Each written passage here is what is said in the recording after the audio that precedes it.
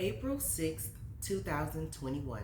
Hometown hero and former NFL player Travis Rudolph was enjoying a date night with his situationship, Dominique Jones. In less than a month, he'd be leaving his Florida home to travel to Canada and play with the Canadian Football League. By April 7th, not only had he been cut by the Winnipeg Blue Bombers, he was also sitting in a jail cell with no bond, facing 1 count of first-degree murder and 3 counts of attempted first-degree murder. Over 2 years later, he was found not guilty of all charges as he acted in self-defense. We also learned over 2 years later that Dominique Jones orchestrated the entire tragic event. Welcome to Go Dutch TV. I'm Duchess, and this is Cases and Cocktails.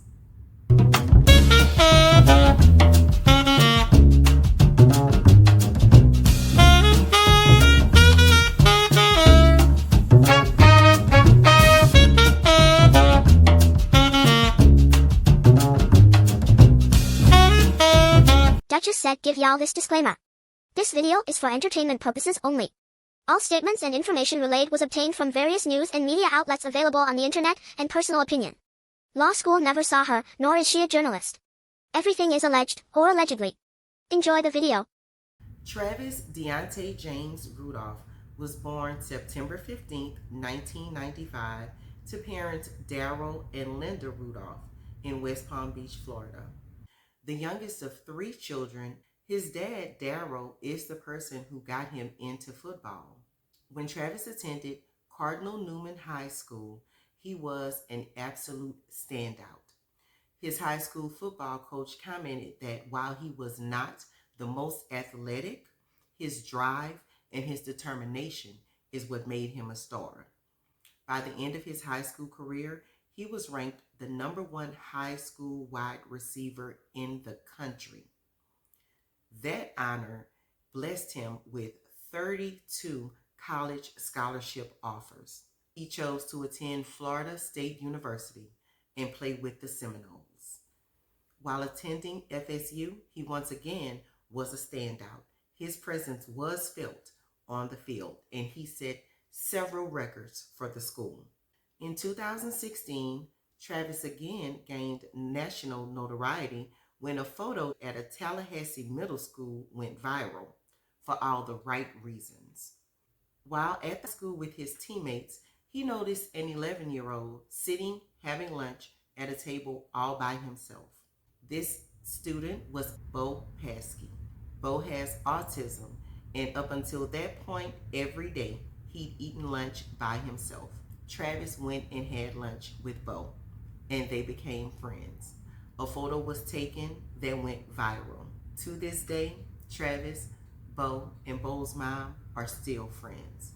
And they actually not only attended his NFL draft party, they did come to the trial to show support.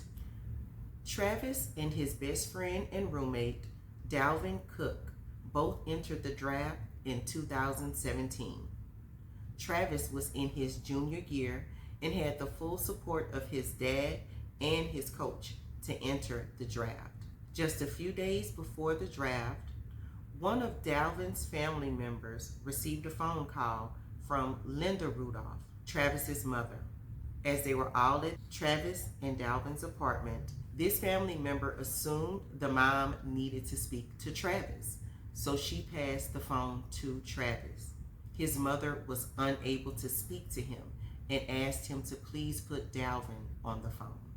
Travis says he knew that something was terribly wrong just from his best friend's reaction. He asked him to take a walk.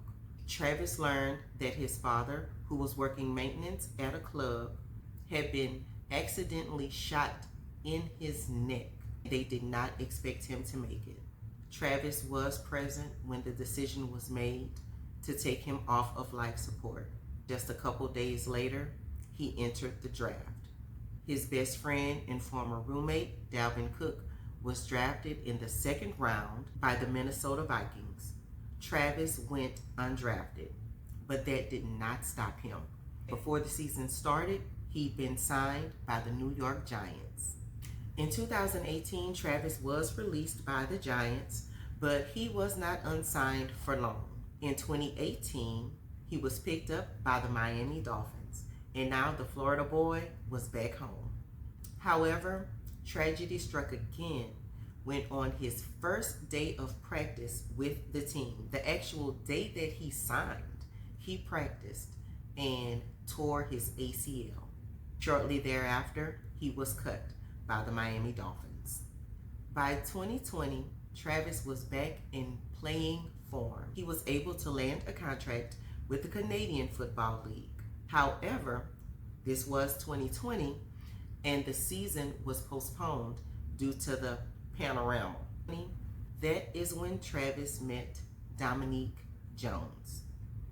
According to Travis, Dominique was not his girlfriend. He was very open about their situation.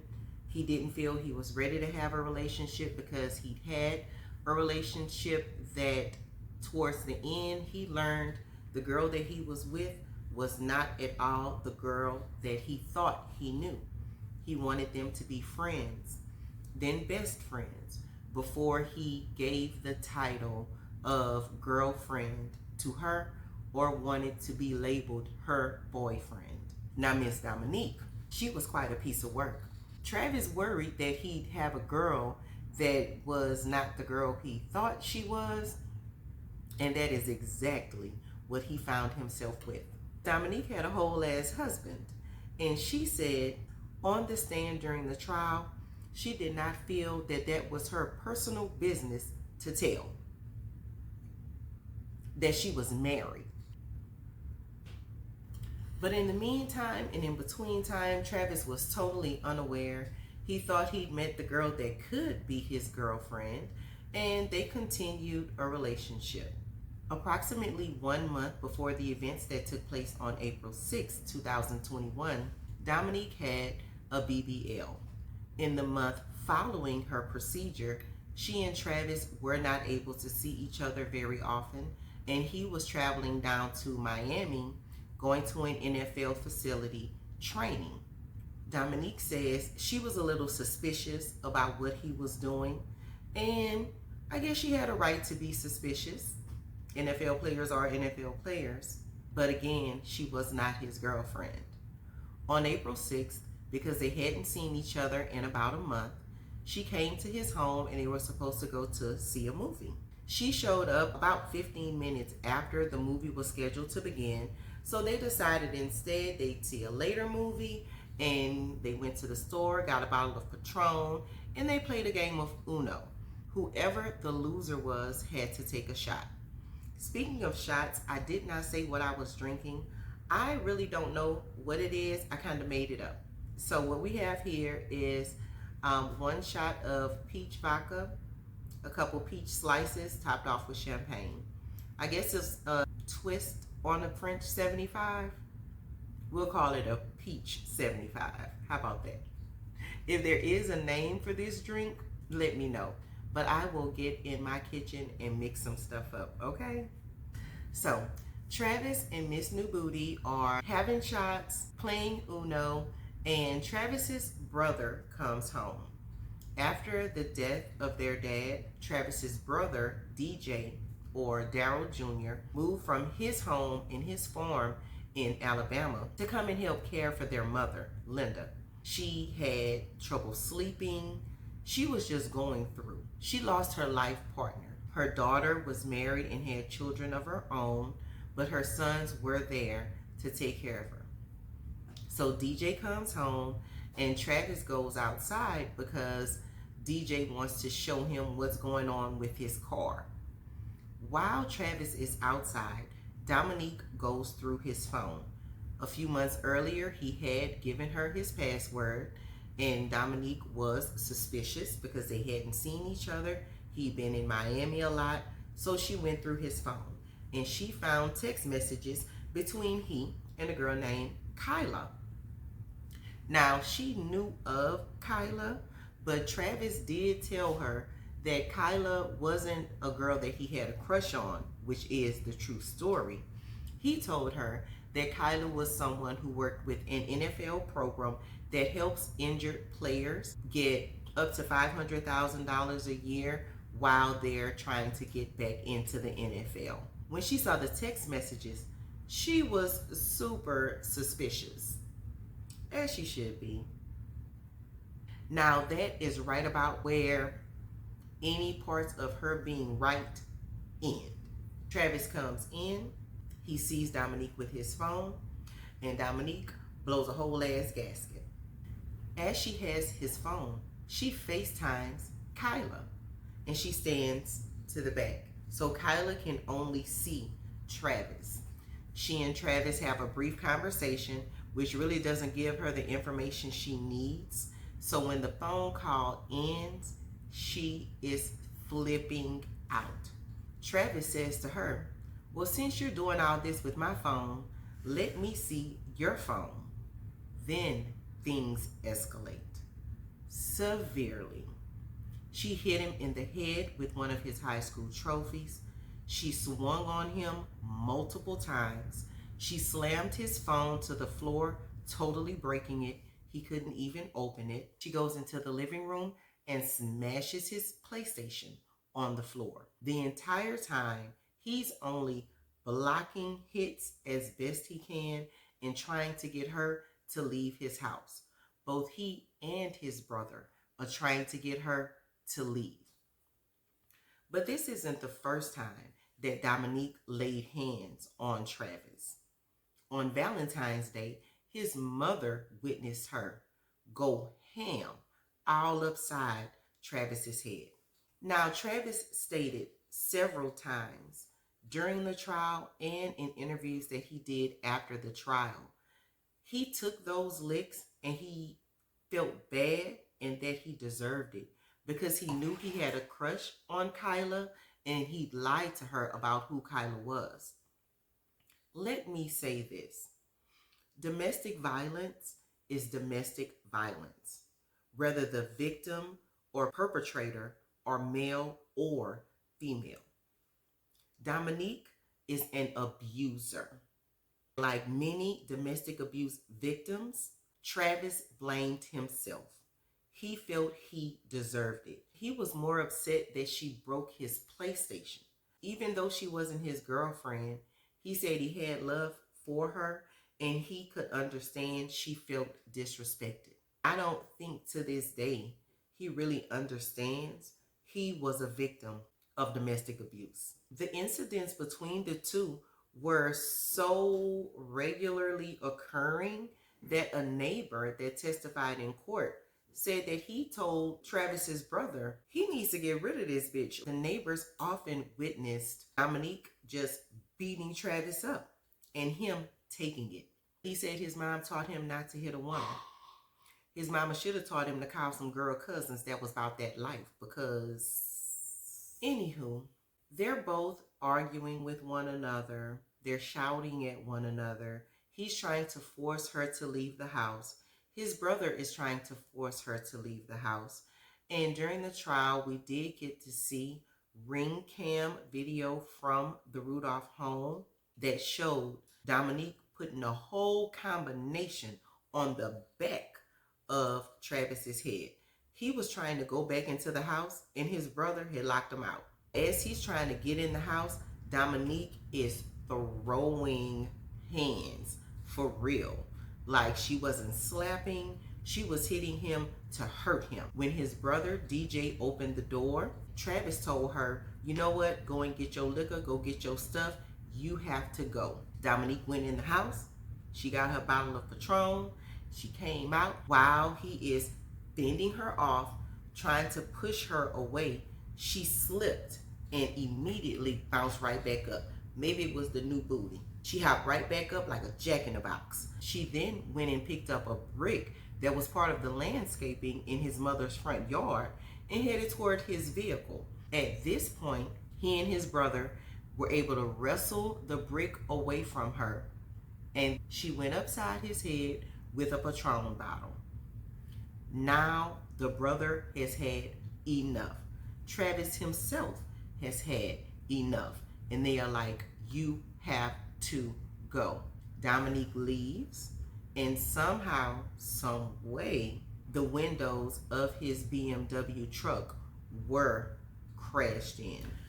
When Dominique leaves, even though she has just went hard in the paint all upside Travis's face, chest, head, and back, she was not quite done. Because while they were exchanging all of these horrible words to each other, she was calling him a broke bitch. He told her Kyla looks better than you with a natural body. Miss Lady was pissed. I really believe that is the thing that took it over the edge. Also, the way domestic violence works, the most vulnerable and dangerous time for a woman when she's in an abusive relationship is when she is trying to leave. An abuser is an abuser is an abuser. Dominique not only saw her potential meal ticket slipping away, that meal ticket told her, even with your new booty, Kyla looks better. Her spirit couldn't take it. She had not yet done enough damage. As the worst abusers do when their victim is attempting to leave, she hit that if I can't have you, Kyla sure can't. And she called her brother and told her brother, Keyshawn Jones, that Travis picked her up and slammed her into the ground. Not once, but twice. BBLs are the most dangerous plastic surgery that you can have.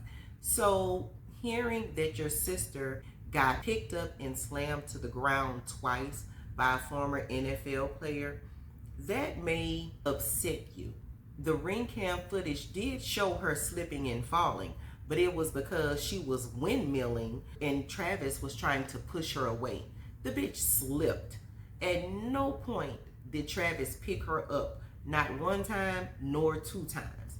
Never happened. At trial, she said Daryl was in the way. That's why you couldn't see it. Ciao. So Dominique calls her brother with this bold-faced lie. Not only does she call her brother, she calls her brother's bestie, Tyler Robinson. They have a group chat. They decide they ride. Now, mind you, Travis at the time was a college student. Her brother Keyshawn at the time was a college student in school he was like pre-med. But apparently on their social media, they tried to play like some of their beige gangsters. They throwing up gang signs. They're pointing guns. Keyshawn owned guns. He'd even sold one to Tyler Robinson. So they were really some little pretty boys trying to play gangster. And while we talking about the little cosplay gangsters, let me tell y'all something. The little youngsters.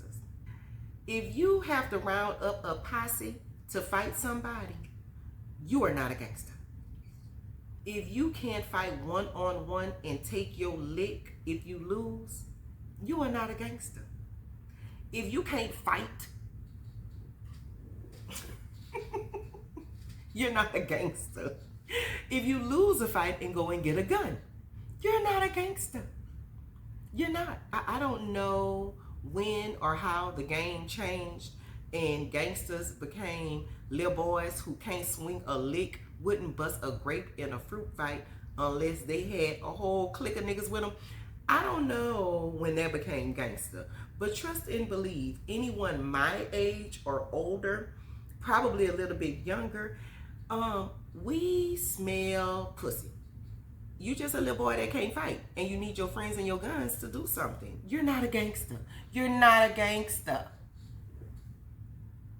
So this little crew of beige rage, they round up a couple more friends because the two of them and guns are not enough for one man. Because you know they gangster. And that's how these gangsters roll. So they get two more people. Sebastian Jean-Jacques and Chris Lowe. They have this group chat, and in the chat, Dominique sends a text message that says, please go shoot his shit up. Keyshawn sends a text that says, Travis is a dead man walking. Miss Dominique was not yet done with her phone calls and her text messages. While she is playing WWE on Travis' head, neck, chest, and back, his mother, Linda Rudolph, is at her sister's house at a Bible study. This girl called his mama and said, "You better get your son, because I'm sending my brothers for him." The call then drops. His mom couldn't get her back on the phone, so she sent a text message because mom witnessed Dominique whooping his ass on Valentine's Day. So she's like, "Listen, you and Travis are grown. If y'all can't work it out, y'all need to leave each other alone. But I know I didn't raise my son to disrespect women, so I'm going to talk to him, and both of y'all need to cool off. But leave me out of this." She calls Travis. Well, she calls the home phone because Travis's phone is broke. Travis also gets a call from his sister because Dominique has called her and says, "He told me Tyler got a better body than me. He slammed me, and I'm sending my brothers for him. He got the wrong one this time."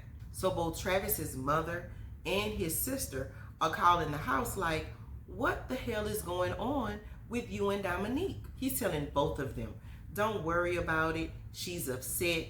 I did say Kyla is the bad bitch. She just in her feelings, but she ain't gonna do nothing. Don't worry about it." And he really thought she wasn't gonna do anything. He also knew her brother. He was saved in his phone as Lil Bro. They played Call of Duty. Keyshawn went to his sister's wedding reception. He knew that little boy wasn't no gangster. He's definitely giving Milli Vanilli without the little fake dreads. That's all he missing. Travis's mom comes home. He, his brother, and his mom are all talking about the situation, and he is telling them they have nothing to worry about. He said in subsequent interviews and even on the stand, he really thought nothing was going to happen. He and Dominique had been dealing with each other for around a year. She knew his mom. She spent a lot of time with his mother. They talked on the phone outside of him. She gotten recipes from his mom. So he really thought she wouldn't dare send any drama to my house. She wouldn't do that to my mom. After the death of their father, their mom did become a bit paranoid. They bought guns for the house. They put up security cameras around the house. They also had a Ring camera installed. They were still all talking in Travis's bedroom about the threats that Dominique sent when his series of loud banging happens at their front door. Travis's brother Daryl immediately shoots to the front door. Travis, however, because of the threats and because it was midnight and he's in his bed with no shirt, pajama pants, and socks, he reaches to the side of his bed and he gets his assault rifle. As he's approaching the door, he looks at the monitors in the living room, and there are 4 men standing outside of his door. But he recognized one, Keyshawn, Dominique's brother. So when he sees Keyshawn, he's like, wait a minute. I can de-escalate this. I'm going to step outside and talk to Keyshawn. Instead of taking his gun with him, he sits it on the sofa that's next to the door. Daryl is already at the door. They're telling him, where's Travis? We want Travis. Where's Travis? Travis steps outside. He goes to approach Keyshawn, and he says he was about to say, what's up? He said, what? Before the up came out, Tyler Robinson sucker punched him, got him in the left eye. When Tyler swung, the other 3 crowded him. But his brother is present, so his brother jumped in. But still, it's 4 against 2.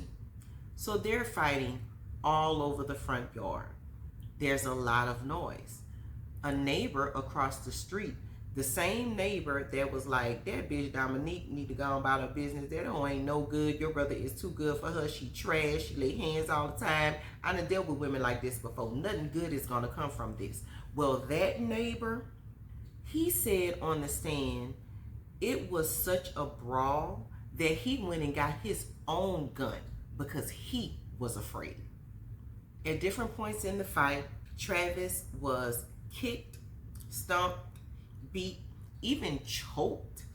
His brother is fighting for his life. The fight has gone from the front yard to the driveway.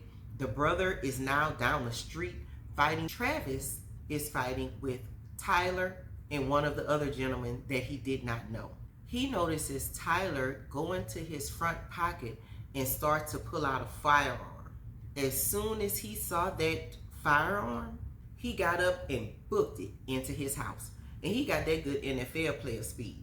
I don't know if Dominique let them know he had a whole ass assault rifle with a 100-round drum, but he came out with said assault rifle. When he came outside, Tyler was near his mom. The entire time, his mother, Linda Rudolph, was present. She was holding up her phone, showing them, hey, you're on camera. Y'all need to leave. What y'all talking about is not what it is. I can show you what Dominique did. Because they are saying while they're fighting, you disrespected the wrong one. You put your hands on Dominique. Tyler said to him, we on demon time. You gonna die tonight. Tyler saw that assault rifle and that 100-round drum. And he said, you got it, you got it, you got it. And guess what? He told his mom to go in the house. And when Tyler took off running, because he brought a little bitty gun and a big old gun came outside. So he went running with his little gun. And as he ran away, Travis noticed his brother is down the street getting beat by Keyshawn and another one of the guys. Travis says that the entire time he's wondering where the hell they came from, because only the mom's car is in the driveway. There's ample parking in the driveway in front of their house, across the street from their house, but there's no car anywhere. These little gangsters parked around the corner. They'd rolled by, they saw the cameras on the house, so they parked their car like a block away, as if the cameras that would have caught their car wouldn't catch them beating on the door and fighting in the front yard. So anywho, he sees his brother being jumped by 2 of the 4 guys. So he takes off down the street with his rifle, tells mom, go in the house. When he is close to them, they see that big old gun he got. So they take off to the car. The car is not very far from where they were jumping his brother down the street. According to Travis, all 4 gentlemen get in the car, 2 in the front seat, 2 in the back seat. Mind you, these 4 gangsters done pulled up in Keyshawn Mama Cadillac. Sebastian is in the front passenger side. Tyler is in the back seat with the door open. Tyler points his gun through the opening of the car and the car door. And Sebastian is pointing through the windshield. He's helped his brother up. His brother is standing behind him, but to his right. 2 guns are pointed at them from a vehicle, and they're approaching with no lights on. He opened fire. 39 shots. Tyler was hit in the hip and a couple other places. He limped his little ass out the car and ran.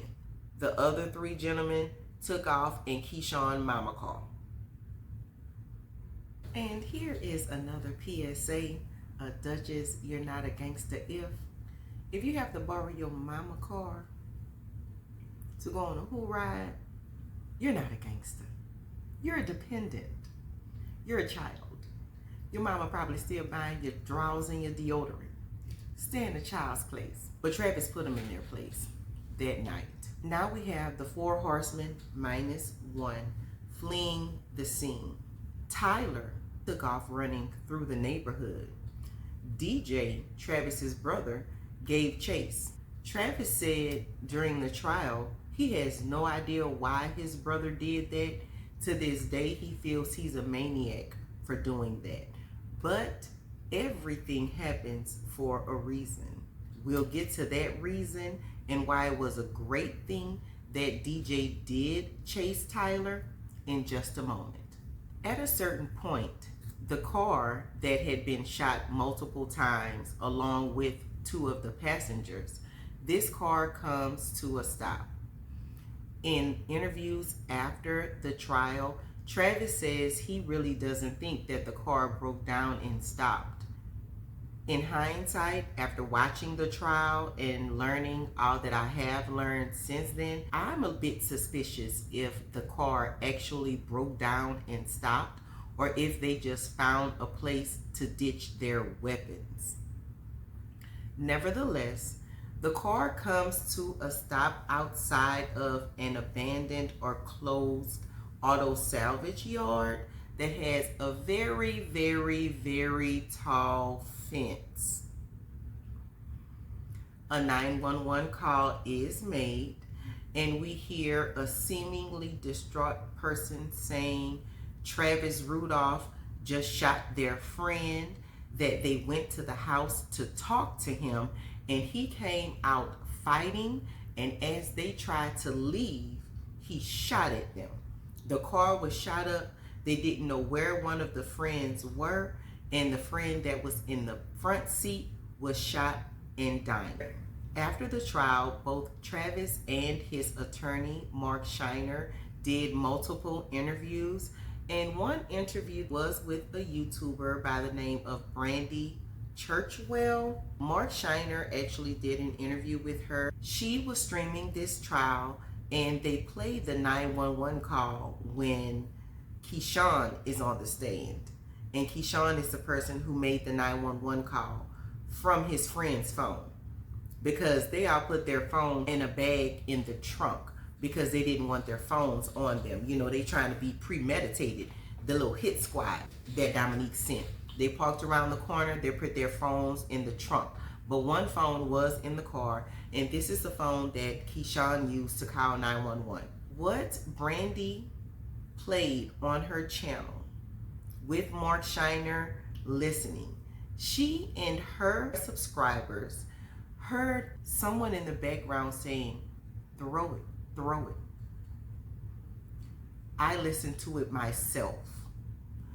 You can very clearly hear during that 911 call, you can hear someone in the background saying, "Throw it, throw it."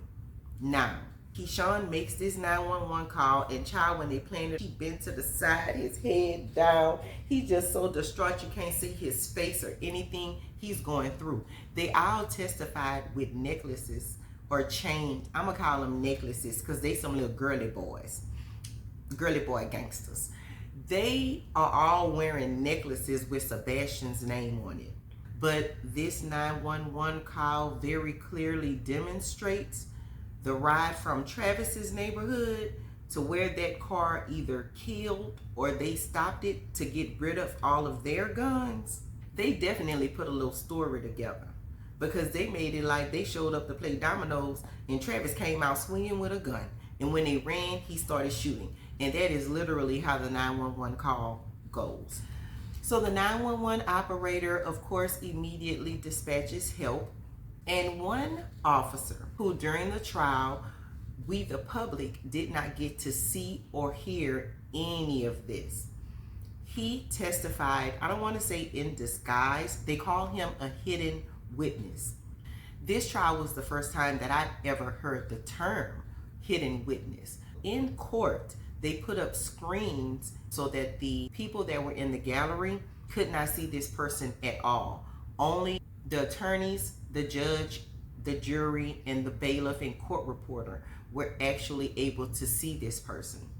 At the time of this incident in 2021, he was a patrolman. But at the time of trial in 2023, he was an undercover officer. So he came into court wearing a ski mask, sunglasses, and a hat. And that's how he testified.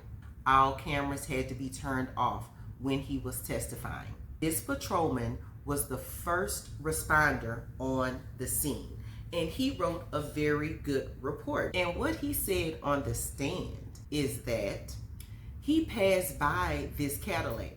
It wasn't pulled over like it broke down and pulled onto the shoulder. It was nearly in the driveway of this abandoned either auto mechanic shop or auto salvage yard with the very tall fence. He passed it the first time because he'd gotten the call over the radio and he was in the area. He decided to make a U-turn. He had his lights on, he had the chirps and berries going and everything. No one was trying to flag him down or wave him down while Sebastian Jean-Jacques is bleeding out from 10 gunshot wounds in the front seat.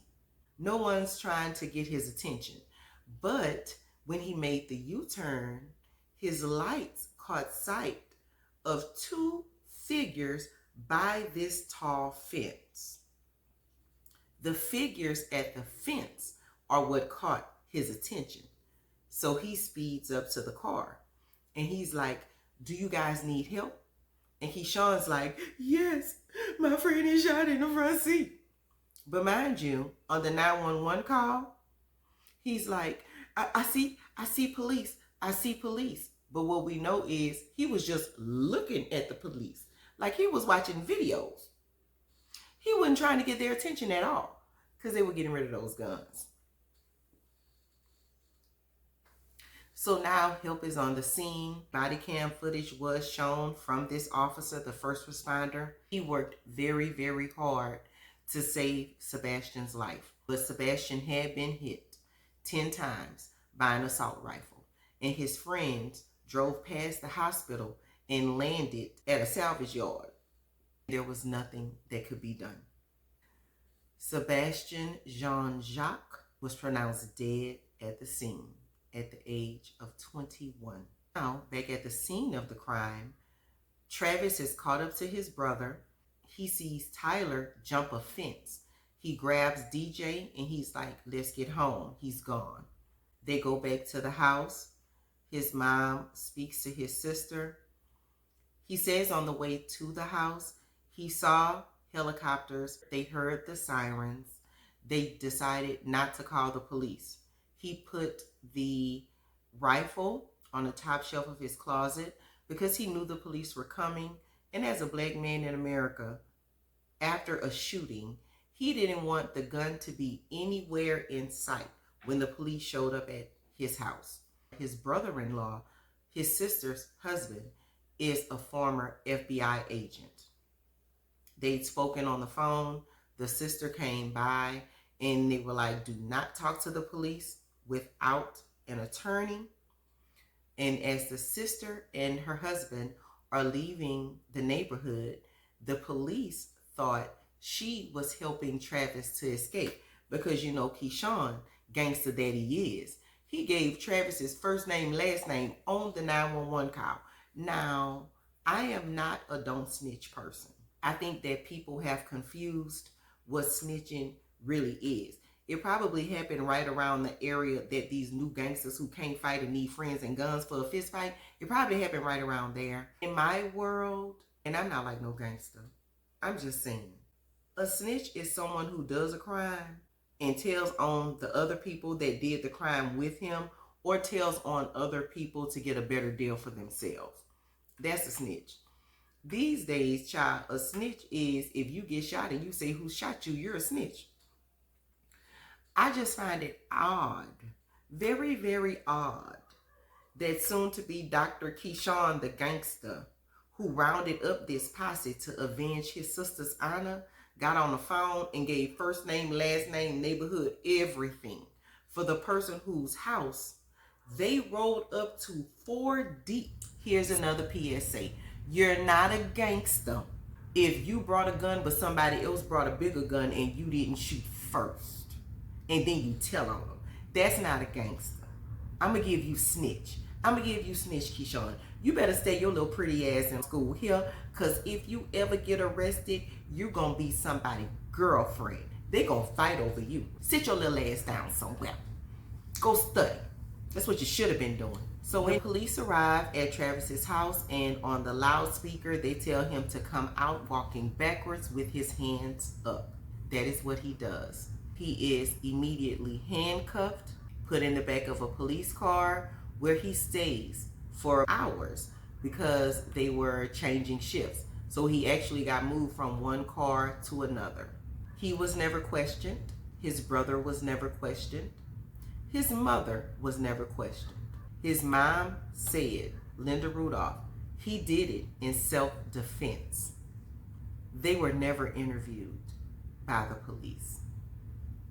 The police find Tyler bleeding in somebody's yard, child. And Tyler said that the one in the white shirt chased him down. Here is where Daryl making that impulsive decision to chase a man with a gun down the street, this is where the nothing just happens comes into play. The lead detective arrives on the scene. One Miss Emily Vanderland. Emily, girl, oh, I'm about to drag you. So Emily has been at the first scene where Sebastian died.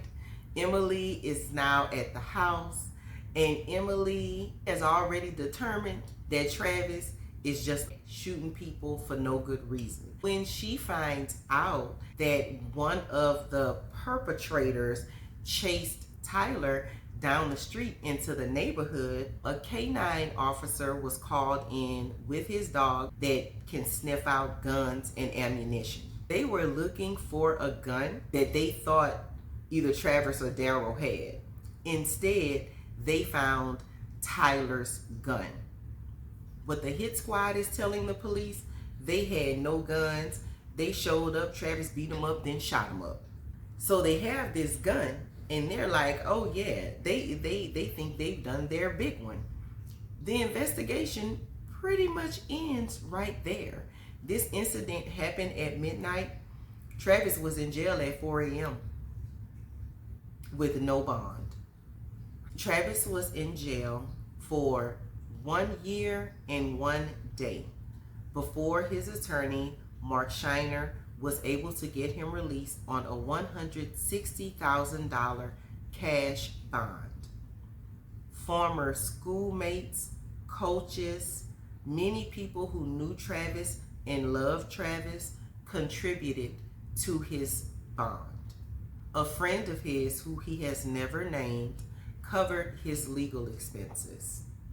An interesting note that I learned in researching this case, less than 15% of African Americans in this country successfully argue self-defense.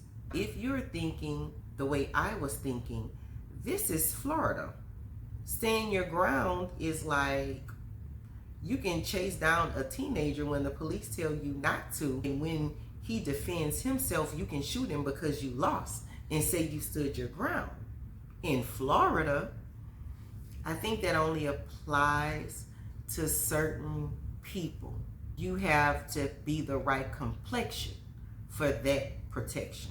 Travis's attorney did attempt to have the case dismissed based on stand your ground.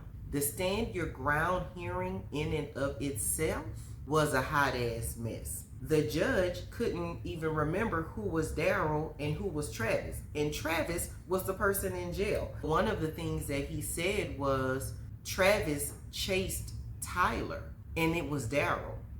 It was very clearly noted it was Daryl. Daryl testified it was Daryl. But the judge, who is an elderly man, I'ma just give him that. Maybe his mind was slipping, but he could not get their names and faces together, nor their actions. He confused it all. So that was not successful. And even though a hit squad showed up at this man's house, stand your ground was not applicable to him and his situation. Less than a month after the stand your ground hearing for dismissal, his attorney was able to negotiate that $160,000 cash bond, and he was released on house arrest. So the trial begins in 2023. It was a whole shit show. It really, truly was. I can't believe that it made it to trial. It became very apparent very quickly that the lead detective, Miss Emily Vanderland, oh, Miss Emily, girl, There's actually a petition on change.org to either force her to resign or have her fired. Everybody who signed that petition and anyone thinking they may want to, you don't need to. That lady has swallowed a whole lot of somebody's babies, or a whole lot of somebody's babies, because I guarantee you she did not become a lead detective because she is a good officer. And this trial showed her slip and showed, at this point I feel like black people shouldn't even be in Florida. Just vacation that child. Just go to the beach and bring your ass home, because girl, what? We learned during the trial that Miss Emily conducted 2 interviews for a total of 17 minutes. 17 minutes. She also conducted absolutely 0, not 1 follow-up interview. She interviewed Keyshawn with his little crying ass, little Milli Vanilli. She interviewed him, and she interviewed Tyler in the hospital. And she felt that they were being honest because after they found the gun, Tyler told her it was his gun. She never interviewed Travis. She never interviewed his brother. She never interviewed his mom.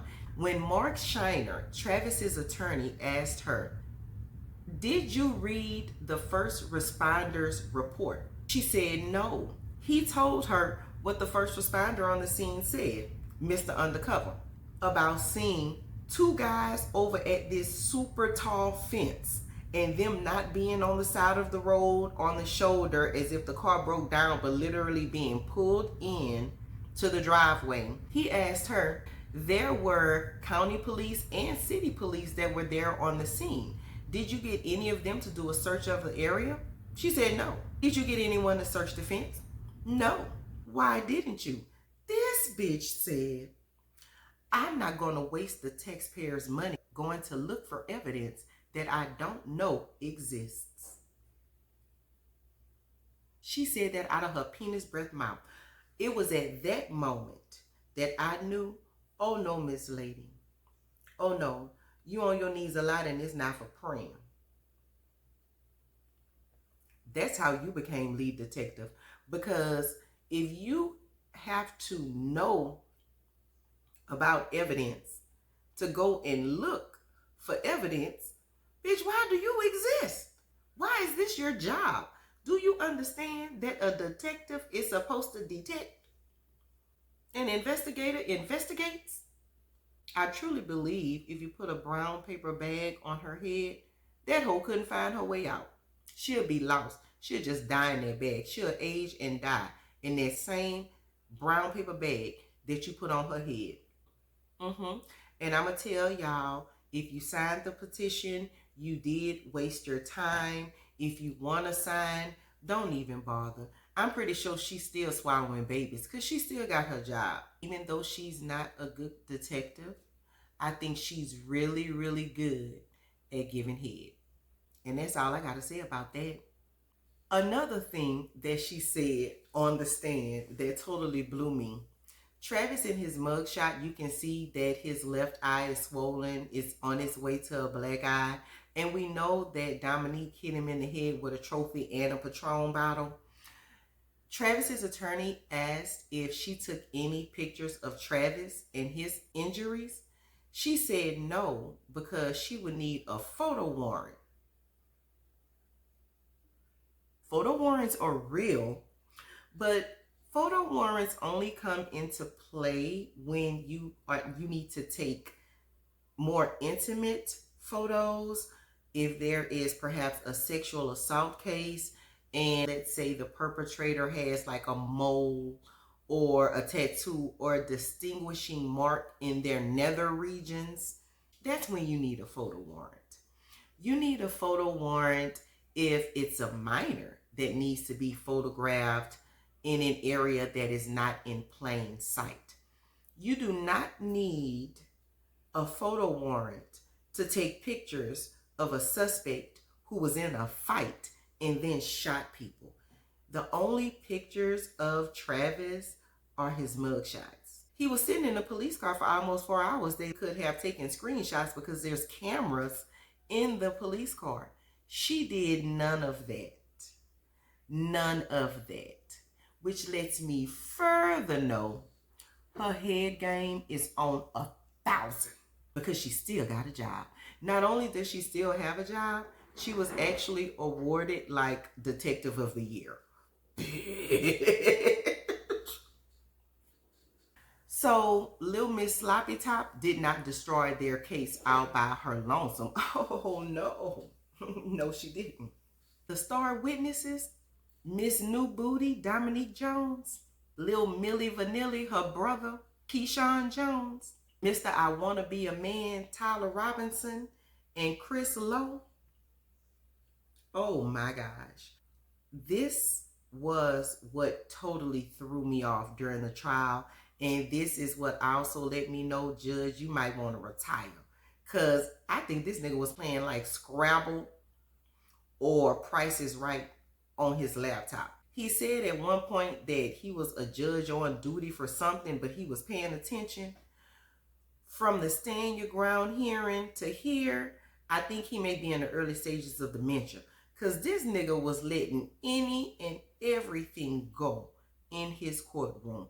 The most disrespectful, argumentative, hostile witnesses I have ever seen during a trial. I've never seen that kind of disrespect. And then these are all people of color. So I'm like, I think the judge was asleep with his eyes open. I think that nigga medicated heavily. I think he was heavily medicated because he didn't say nothing. He was just letting them run amok like they were at their house. And it was kitchen table talk. They were horrible, horrible witnesses. They were questioning the attorneys. They had amnesia a whole lot. Tyler even made a statement like, well, you the one who needed a potty break. He said he don't care what the jury thinks. Dominique dropped so many bombs and was so disrespectful. And she was sitting there looking like, what's the little dog with the droopy face? Is his name Droopy? That whole jowls are damn near touching her collarbone, child. I don't know what happened after the BBL, but her face blew up. I don't know if she's really good at makeup, if she's a catfish, or if the bitch just ate a whole lot after her little surgery. But her face looks real different. In her mind, she real cute. And I'm assuming as a child, she never got punished and never got spanked. Her nor her brother, because they have absolutely no respect. And they both think they're very, very smart. Miss New Booty wanted everyone to know she's not a gold digger. She says that she got her real estate license in 2020 right before the pandemic, and she rented out an apartment. And then she had to stop working, and she hadn't worked not a nail day since. But she not a gold digger, but she somehow finagled a BBL.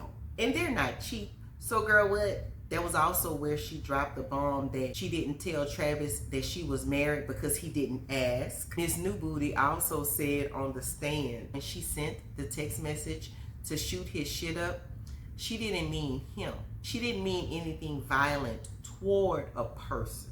Even though he is in the house with his mom and his brother. Just go shoot up the house. Don't shoot no people. Dominique Jones destroyed evidence. A warrant had been issued for her brother's phone because it was in the trunk of the car with the other phones. And they wanted her phone as well. She had her friend drop it off, probably because she didn't want to be questioned or interrogated. But she actually deleted all of the text messages stating she wanted them to shoot his shit up. She deleted the text message from her brother stating Travis is a dead man walking. She also deleted the calls in her call log and the text messages between she, Travis's sister, and Travis's mother, where she called them and said, he got the wrong one, I'm sending my brothers. She deleted all of that. Miss Queen Sloppy Toppy said she was being honest and admitted what she did. And another note, Detective Emily Vanderland, the queen of the sloppy top, when Mark Shiner asked her, did y'all run DNA on the gun that you found? She said no.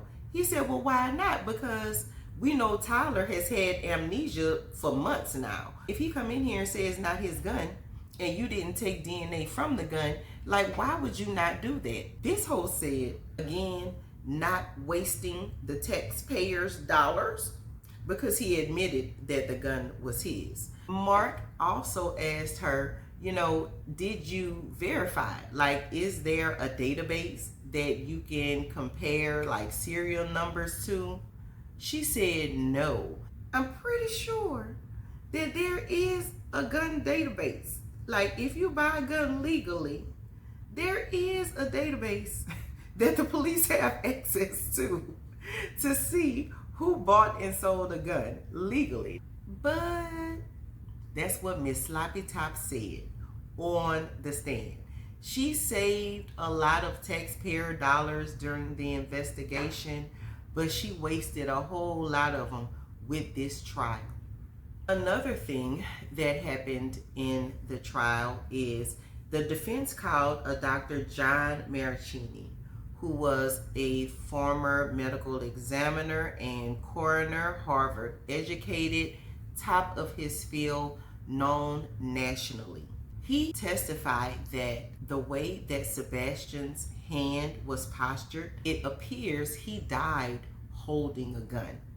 Travis testified that the person that was in the front passenger side was aiming the gun through the window. That would be Sebastian. The jury deliberated 3 hours, 40 minutes. They came back, not guilty, not guilty, not guilty, not guilty. This was one of the most clear-cut cases of stand your ground I have ever seen, and I am not exaggerating. No charges have ever been filed against Dominique Jones, Keyshawn Jones, Tyler Robinson, or Chris Lowe. They are living their best lives.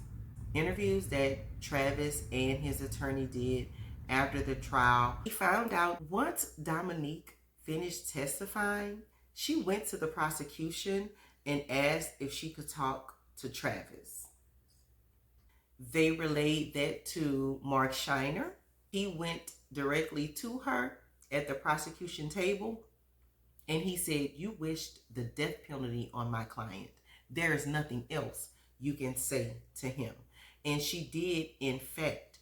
On April 7th, the morning that Travis was arrested, she tweeted and put on Instagram that Travis killed one of her brothers and shot another one because he lost a fight and that he needed the death penalty.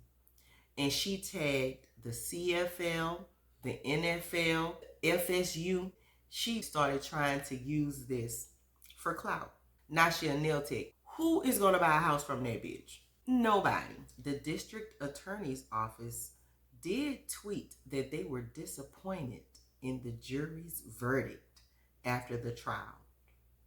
They are standing very, very strongly on how wrong they were. There are so many charges that the star witnesses should have had that they never got. And in all honesty, we know they never will.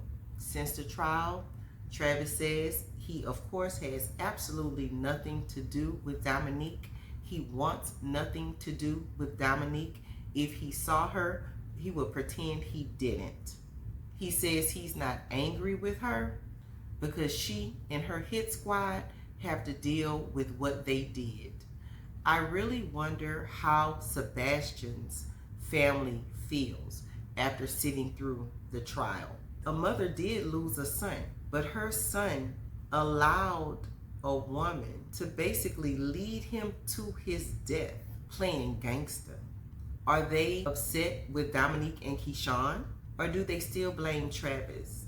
Do they realize the part that Sebastian played in his own death, as difficult as that may be? I'm not sure how they received the information that came out in the trial. We do know that they were present every day of the trial. I'm sure just as Dominique, Keyshawn, Tyler, and Chris lied to the police and lied on the stand, they lied to them also.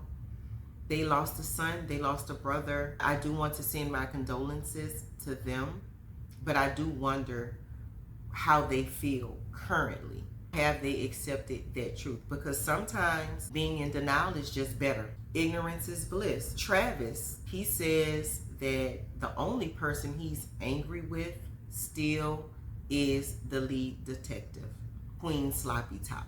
Ma'am, day 2, you could have dropped those charges and arrested the people who were truly responsible for the death of Sebastian Jean-Jacques.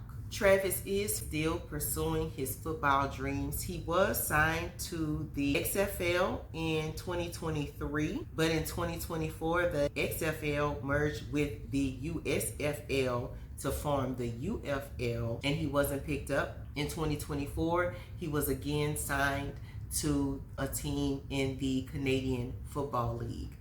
He is a good person, and God for sure has his hands on him.